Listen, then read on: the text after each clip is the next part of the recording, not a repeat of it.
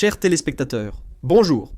Je suis Senseo Sujo et je vous présente la rubrique Le mur du bon sens. Nous allons vous informer des dernières nouvelles concernant la guerre entre Israël et l'Iran, ici, Haïfa. Il y a ici la centrale électrique à gaz de Gézer. L'Iran attaque actuellement la centrale située à Haïfa, ce qui a provoqué un incendie à la centrale à gaz de Gézer. Ici, Haïfa.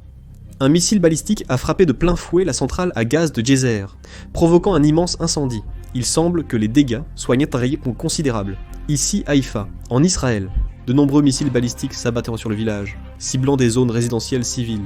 Une tentative d'interception par des missiles intercepteurs a échoué. Ici, Tel Aviv. À la suite de l'attaque de missiles iraniens, un incendie s'est déclaré à Tel Aviv.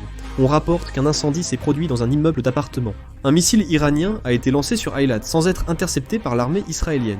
Il proviendrait de la région de Qom en Iran.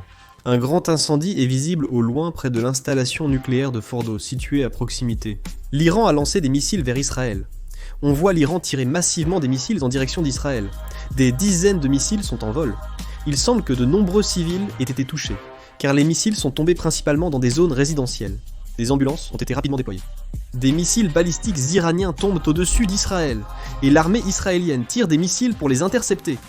Le premier ministre israélien Netanyahou a justifié une attaque préventive contre l'Iran, citant son ingérence en Israël et suggérant un possible changement de régime iranien.